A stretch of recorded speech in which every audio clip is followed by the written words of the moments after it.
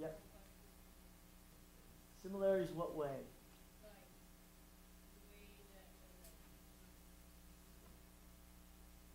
It's a good question. Thank you. Sprinters and distance runners are pretty much, as you all know, sometimes on polar opposites. They share the excellence, but they are sometimes totally different animals. A lot of the sprinters now, in the last 10 years, I would say 15 years, have really dived into diet differently. We see that a lot in professional sports, especially football is a great example. We're seeing them having real high-performance diets and bringing in top nutritionists that have really studied the chemistry of nutrition and trying to dial in their exact, what we call bio-individuality. That's very important. You're looking and say, okay, what is my body deficient in, and how can I do that? There's simple tests you can do for that. And so I think it's driven by because they finally realized that, okay, if I pay this athlete X and this athlete is injured and not recovering, then I'm not getting a return on my investment. So there's part of that. Unfortunately, our sport is professional, but it doesn't have that infrastructure that some of these other sports do. So a lot of the sprinters have now sort of parlayed some of that thought from football and major sports like basketball that have a little bit more revenue stream behind them that can hire better people, either by consulting or putting them on the team. I call it a sphere of excellence. It's important to create that if you want to be the best. You got to look at who you have around you, your support system, your family, your friends. How are they influencing you?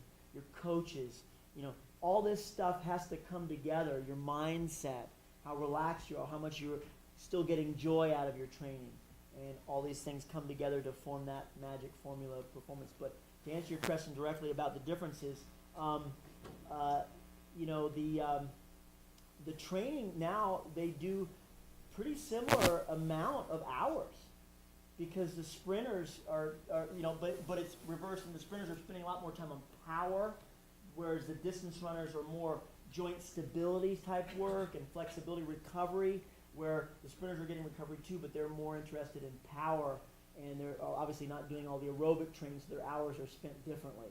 But a world class, I mean, you'll see the Jamaicans. I love that model, the Jamaican sprinters, because, I mean, they're just so ready for us. It's going to be a dogfight, but they're so ready for the Americans to come because they work so hard.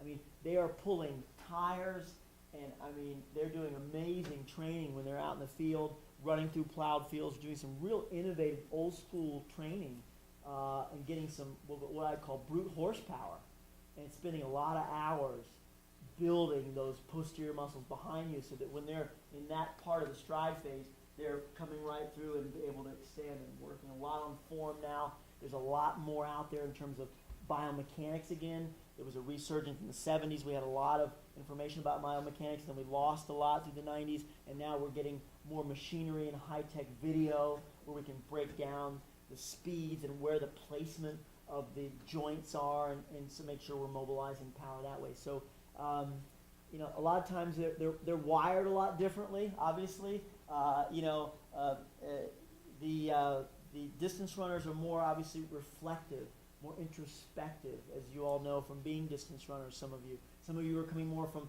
athletics, where you're more wired, maybe coming from basketball, and maybe you're more 800-mile oriented, and you find, oh, you're a little bit different than someone that's 2 mile is my beginning, right? And I want to come up, and maybe I'll be in college more of a distance runner, more of a 10K runner. So that's a different mindset. A lot of that becomes with muscle fiber development, and that's our genetics, our predisposition there. You know, I did earlier on. I don't think recently now that he's been coming to Colorado, but yes, especially when I was in Italy. Yep.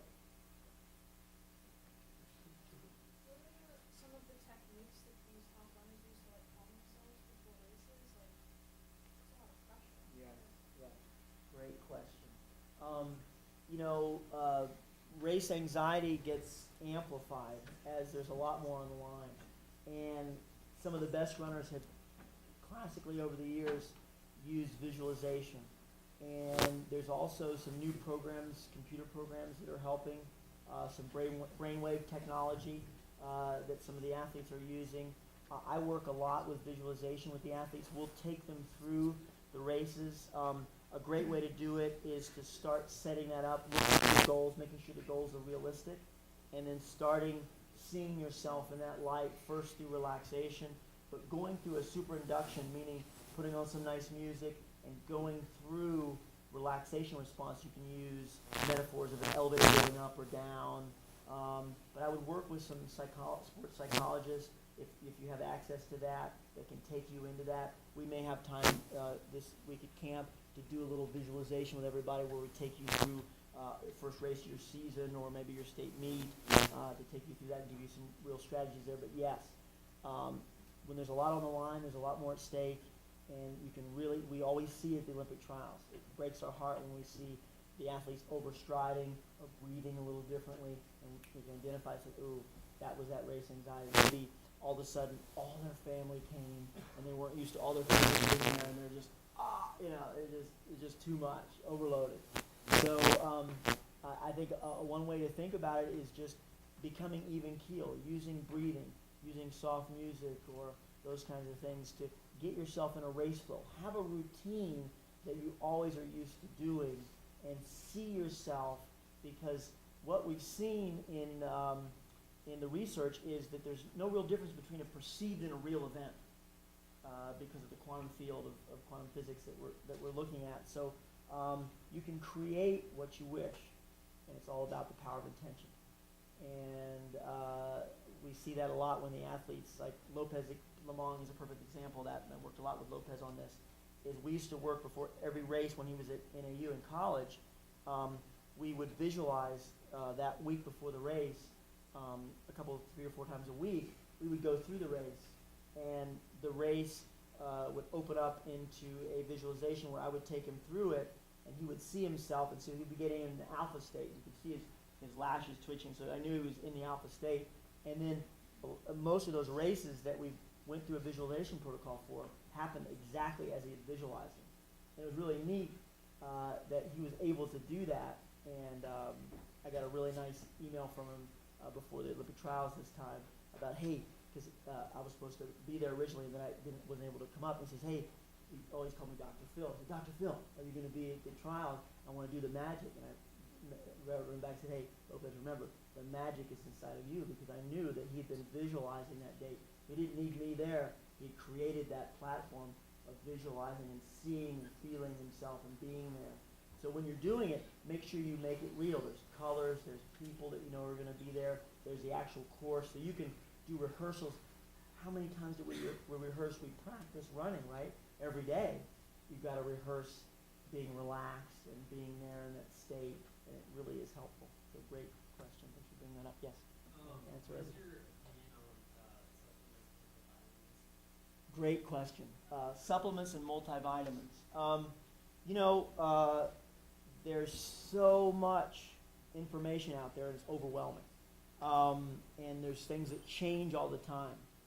There's some baselines that are good that I would direct you to, and we can talk about that later.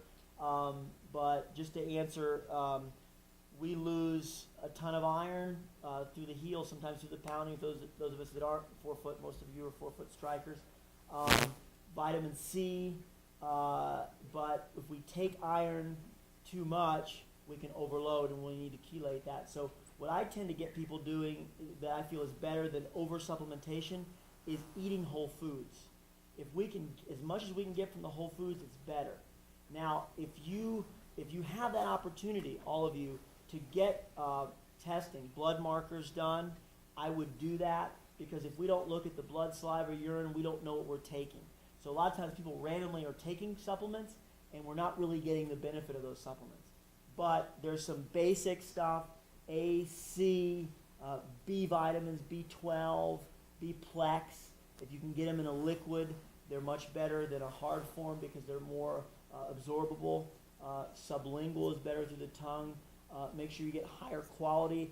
It's become a billion times over dollar industry, nutraceuticals. So you want to make sure you get the best quality. Brand names like Jarrow, people that are well tested, people that have chemists behind them that are really, every month they're looking into the quality of those nutraceuticals, because there's a lot of bad stuff out there.